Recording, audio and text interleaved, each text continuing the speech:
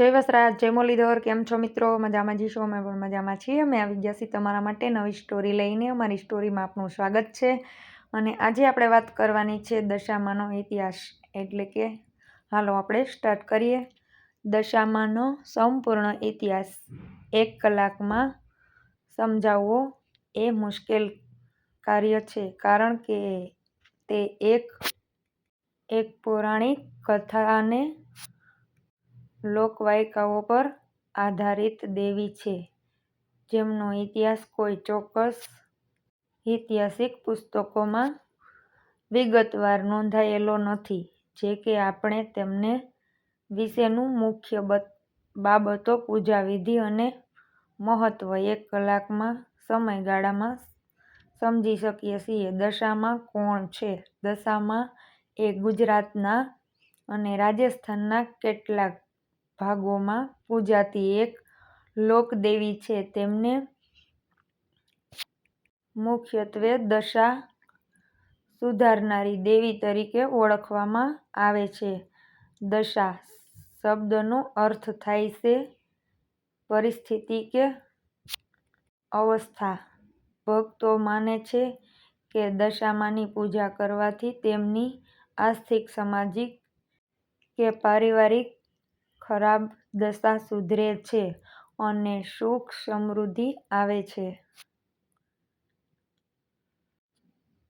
દશામાના ઇતિહાસમાં એક ઉત્પત્તિ વિશેની લોકવાયકાઓ. દશામાના ઇતિહાસ વિશે કોઈ ચોક્કસ પૌરાણિક કથા નથી, પરંતુ કેટલીક લોકવાયકાઓ પ્રચલિત છે. ગરીબી અને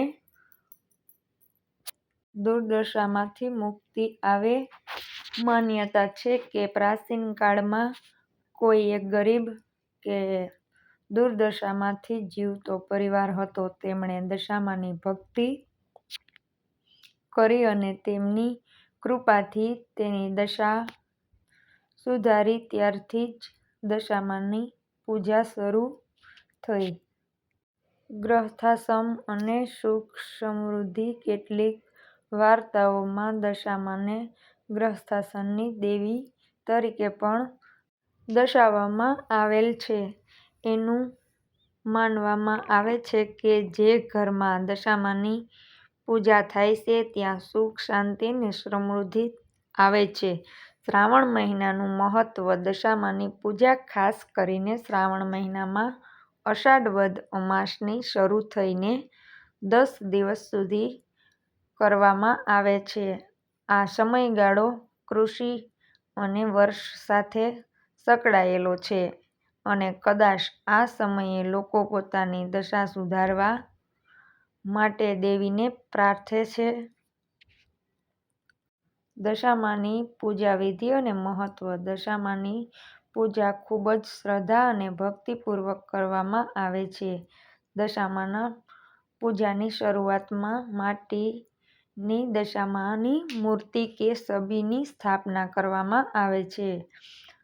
આ મૂર્તિ ઘણીવાર કળશ પર સ્થાપિત કરવામાં આવે છે. 10 દિવસ પૂજા. ભક્તો 10 દિવસ સુધી દશામાનું વ્રત કરે છે. તે આ 10 દિવસ દરમિયાન સવાર-સાંજ દીવો, ધૂપ અને આરતી કરવામાં આવે છે.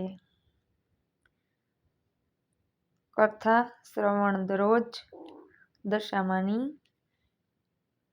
કથાનું શ્રવણ કરવામાં આવે છે.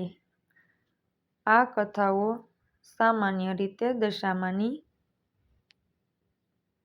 કૃપાથી લોકોની દશા કેવી રીતે સુધરી તેની હોય છે. દશામાનો દોરો. પૂજાનો એક મહત્વપૂર્ણ ભાગ દશામાના દોરા છે અને આ દોરા કપાસના હોય છે. તેમાં 10 ગાંઠો હોય છે અને આ દોરા દશામાને અર્પણ કર્યા પછી ભક્તોને પોતાના હાથ પર બાંધે છે અને માનવામાં આવે છે કે આ દોરા દશામાના આશીર્વાદનું પ્રતીક છે. તે તેની દુર્દશાને દૂર કરે છે.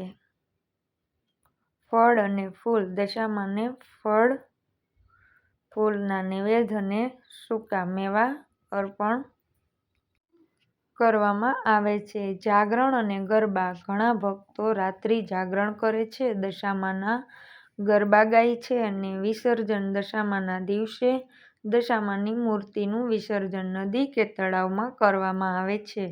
વિસર્જન પહેલા ભક્તોને દશામાનો પોતાની મનોકામનાઓ પૂર્ણ કરવા અને સુખ સમૃદ્ધિ જાળવી રાખવા માટે પ્રાર્થના કરે છે. ખોરડા પૂરવા. દશામાના વ્રતની પૂર્ણાવતિ પર કેટલીક જગ્યાએ મહિલાઓ એકબીજાના ઘરે જઈને ખોરડા પૂરવાની વિધિ કરે છે.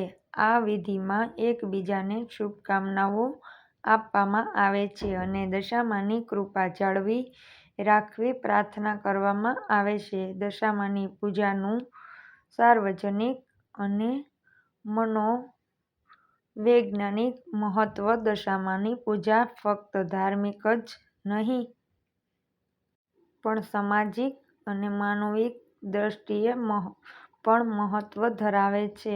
આશા અને સકારાત્મકતા.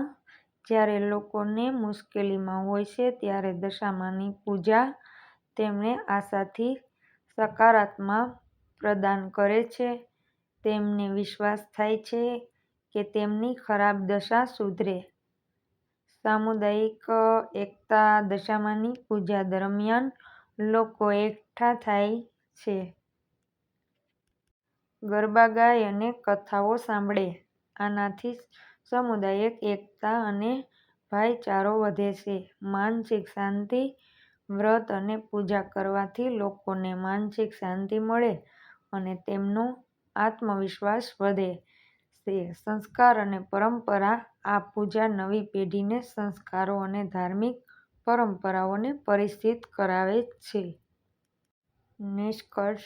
દશામાનો ઇતિહાસ ભલે કોઈ ઐતિહાસિક પુસ્તકમાં નોંધાયેલો ન હોય, પરંતુ તેમની પૂજા અને ભક્તિ હજારો લોકોના હૃદયમાં સ્થાન ધરાવે છે અને તેઓ આશા, વિશ્વાસ અને સકારાત્મકતાનું પ્રતીક છે. દશામાની પૂજા દ્વારા ભક્તો પોતાની દુર્દશામાંથી મુક્તિ મેળવવા અને સુખી જીવન જીવવા માટે પ્રેરણા મેળવે છે અને આ 10 દિવસીય વ્રત અને પૂજા ભક્તોને આધ્યાત્મિક અને માનસિક શાંતિ પ્રદાન કરે છે અને તેમને મુશ્કેલ સમયમાં પણ શ્રદ્ધા જાળવી રાખવા માટે પ્રોત્સાહિત કરે છે. આમાં દશામાએ માત્ર એક દેવી નથી, પરંતુ ભારતીય સંસ્કૃતિની લોકવાયકાઓમાં એક અભિન્ન અંગ છે જે લોકોના જીવનમાં આશાનો દીવો પ્રગટાવે છે. બોલીએ દશામાતની જય. જય વસરાજ, જય મુરલીધર. કંઈ પણ ભૂલ થતી હોય તો માફ કરજો મિત્રો, અને નવી નવી સ્ટોરી લઈને આવીએ ત્યાં સુધી આવજો, બાય બાય. અને અમારા ભૂલ થયેલા દોષોને માફ કરજો. માતાજી તમે ને બધા સાંભળનારા પણ.